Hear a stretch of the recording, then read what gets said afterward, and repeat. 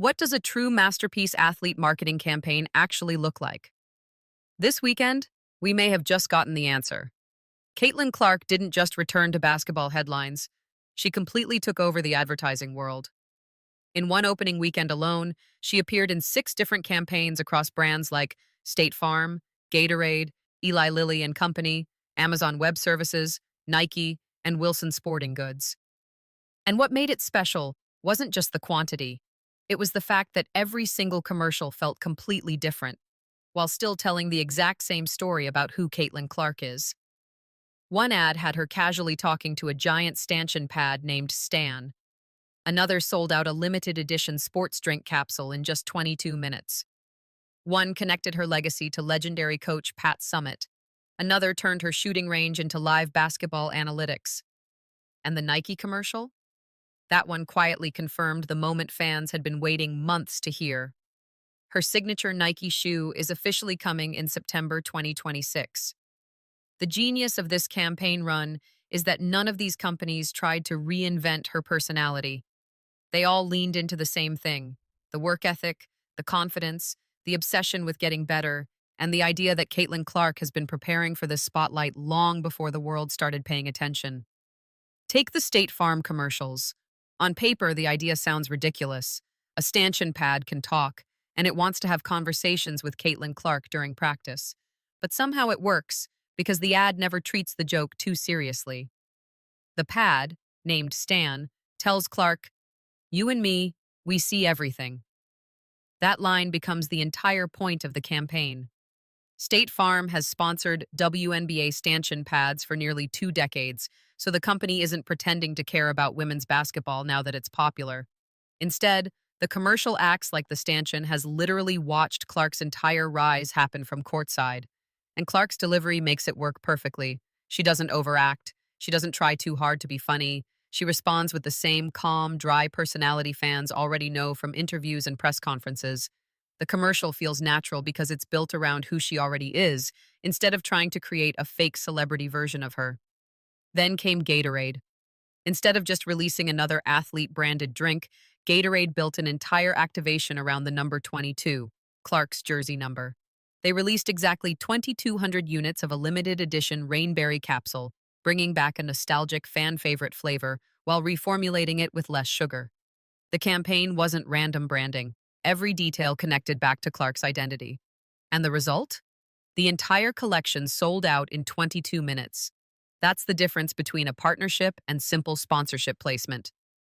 The campaign understood her audience down to the smallest details. Then there's the Eli Lilly campaign, which might actually be the smartest one of the entire group. Most people hear pharmaceutical commercial and immediately expect something corporate and forgettable. Instead, Lilly connected Clark to Pat Summitt's legacy and broader conversations about brain health and Alzheimer's awareness. Rather than treating Clark like just another celebrity face, the campaign positioned her as someone carrying forward the influence of the women who built the sport before her. That emotional connection matters because it reaches an audience completely different from basketball fans. Families, caregivers, older viewers, and people invested in health advocacy suddenly have a reason to connect with Clark's story. The commercial avoids the usual fake perfection of healthcare advertising. Instead, it focuses on a simple message: if you wait to feel ready, you're never going to start. That line works because it reflects Clark's actual career path. She wasn't born famous. She became famous because she kept showing up long before anyone outside Iowa knew her name. Then came the most surprising partnership of all: AWS. Yes, Amazon Web Services somehow made a basketball commercial work. Instead of simply putting Clark beside a computer screen and calling it innovation, AWS built actual fan-facing basketball analytics around her game. New metrics like shot difficulty and player gravity suddenly help casual viewers understand just how absurd Clark's shooting ability really is. When she pulls up from 32 feet, viewers can now see the statistical difficulty of that shot in real time. And honestly, Clark's game is probably the reason these metrics became necessary in the first place. The partnership matters because giant tech companies usually spend their sports money on leagues like the NFL or NBA. The fact that AWS entered women's basketball through the WNBA says everything about how dramatically the league's audience has grown since Clark arrived. And finally, Nike delivered the biggest moment of the entire weekend. The commercial starts in a driveway. That detail matters because it's real. When Clark was younger in Iowa, she reportedly begged her father to pour extra concrete beside their house so she could practice deeper three-pointers with a full shooting arc. Nike used that story as the foundation of the ad. Throughout the commercial, different celebrities challenge her ability to hit impossible shots. Jason Kelsey appears, Travis Kelsey appears, Travis Scott appears, Michael Che appears. But the most important person in the ad is Lisa Bluter, Clark's real college coach from Iowa. That's what keeps the commercial grounded emotionally. It never feels fake because the people involved actually matter to her story. The ad slowly moves from a small Iowa driveway to a packed professional arena in Indianapolis. That journey mirrors Clark's real life. And hidden inside the commercial was the announcement fans had been waiting months to hear. Her signature Nike shoe launches in September 2026, not through a press conference, not through a tweet, inside the commercial itself. That's intentional marketing genius. Nike creates one massive cultural moment during opening weekend, then creates a second one months later when the shoe officially drops. The timing keeps Clark constantly in the conversation, and the numbers behind all this are staggering. Clark reportedly earned around $16 million from endorsements in 2025 alone, while her actual WNBA salary represented less than 1% of that total. Industry analysts already believe her signature shoe could become a $100 million franchise. Wilson reportedly gave her the company's first signature basketball deal since Michael Jordan. AWS entered women's basketball through her audience. Gatorade revived a retired flavor around her jersey number. Nike committed to her for 8 years. State Farm built an entire character-driven campaign around her personality. And when you step back and watch all 6 campaigns together, you realize something important. This wasn't just advertising. It was storytelling. Every company looked at Caitlin Clark and saw the same thing. A player who practiced in empty gyms. A shooter who extended her own driveway to work on deeper shots. A superstar who became famous because the work came first. That consistency is why the campaign slate feels so powerful. The brands weren't selling a manufactured celebrity, they were all selling the same real person. The deeper you look at this entire campaign rollout, the more obvious it becomes that this wasn't some random collection of advertisements thrown together at the last second. This was coordinated cultural positioning at the highest level of sports marketing. Every company involved understood something massive before the rest of the world fully caught up. Caitlin Clark is no longer just a basketball player, she's becoming an ecosystem, and that's a completely different level of athlete branding. Most athlete endorsement deals operate in isolation. One company uses the athlete for energy, another uses them for toughness, another leans into humor. The messaging usually clashes because every brand wants to create its own version of the celebrity. That's not what happened here. Every single campaign, whether it was from Nike, Amazon Web Services, Gatorade, or State Farm, somehow arrived at the same emotional conclusion. Caitlin Clark is believable. That sounds simple, but in modern sports culture, it's incredibly rare. Fans today can detect fake branding instantly. The second an athlete starts sounding overly scripted or manufactured, audiences disconnect. Social media has completely changed the relationship between athletes and fans because people now consume hundreds of hours of interviews, tunnel walks, press conferences, podcasts, practice clips, live streams, and behind-the-scenes footage. You can't fake authenticity anymore, and that's exactly why Clark has become so valuable. The personality fans see in commercials is the same personality they see during interviews after a loss, during awkward media moments, or while arguing with referees during games. The dry humor, the confidence, the occasional sarcasm, the competitive edge, none of it feels created by a PR team. It feels real. That's why the State Farm campaign works far better than it should. If you gave the exact same script to most athletes, it probably falls apart instantly. The idea of casually talking to a stanchion pad named Stan could easily feel painfully forced. But Clark treats the entire thing like it's completely normal. She never winks at the audience. She never overplays the joke. That restraint is what makes it funny. And honestly, that restraint is becoming one of the defining characteristics of her entire public image.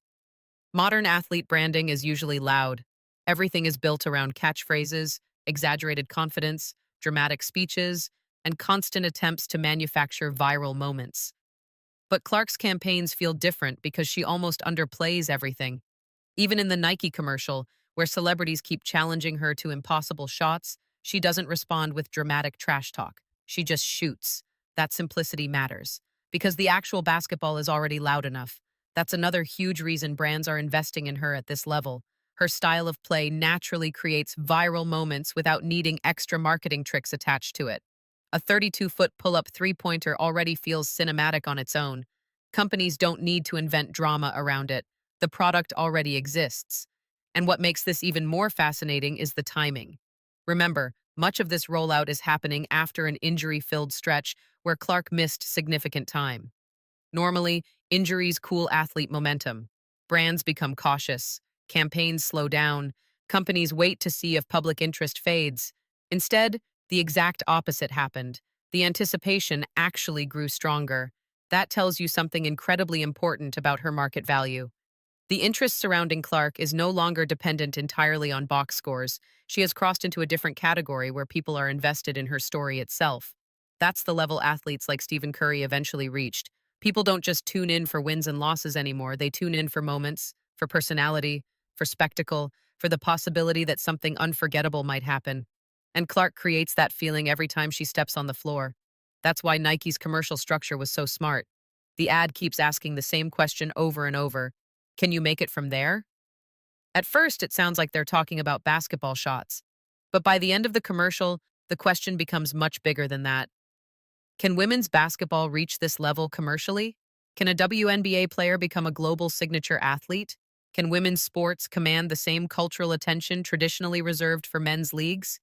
The commercial quietly answers all of those questions without ever directly saying it, because Clark just keeps making the shot, again and again, from farther away each time. The symbolism is almost impossible to miss.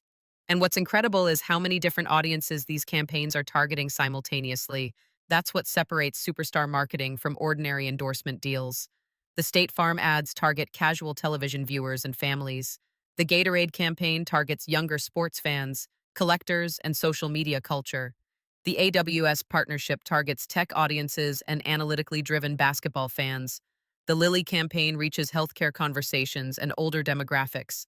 Nike targets sneaker culture, basketball culture, and mainstream pop culture all at once. Wilson reaches traditional basketball purists and equipment buyers. Individually, each campaign is effective. Together, they create something much larger. Suddenly, Caitlin Clark isn't just appearing during basketball games. She's everywhere. Commercial breaks, social media feeds, sports debate shows, sneaker discussions, tech presentations, health awareness campaigns. That level of saturation changes how the public perceives an athlete. At that point, they stop feeling like a player and start feeling like a cultural figure, and that transformation is happening shockingly fast. What makes it even more impressive is that women's basketball has never really had a commercial ecosystem designed for this scale before.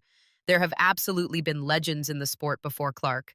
Diana Taurasi, Sue Bird, Candace Parker, Maya Moore, and many others built the foundation that made this moment possible. But the media infrastructure surrounding women's basketball simply wasn't this massive during most of their peaks. Clark arrived at the exact intersection of several things exploding at once: social media visibility, streaming accessibility, women's sports investment, podcast culture, sports gambling integration, highlight-driven basketball consumption. All those trends collided at the same time, and Clark's playing style happened to be perfectly built for the modern internet. Deep threes are social media gold. Logo shots become clips instantly. Long-range shooting creates anticipation before the ball even leaves her hands. Entire arenas rise to their feet the second she crosses half court because fans know something ridiculous might happen. That feeling translates perfectly online. It's the same reason Curry transformed basketball viewership a decade earlier. Extreme shooting range creates suspense in real time. Every possession carries the possibility of spectacle. Brands understand this. That's why AWS leaned so heavily into shot difficulty metrics and player gravity statistics. Those numbers help casual audiences appreciate how absurd these moments really are. It's not just that Clark makes deep shots, it's how difficult those shots actually are. And once fans understand that difficulty, the highlights become even more addictive. Another underrated aspect of this campaign run is how carefully these brands protected Clark's image. Notice what's missing from all these commercials: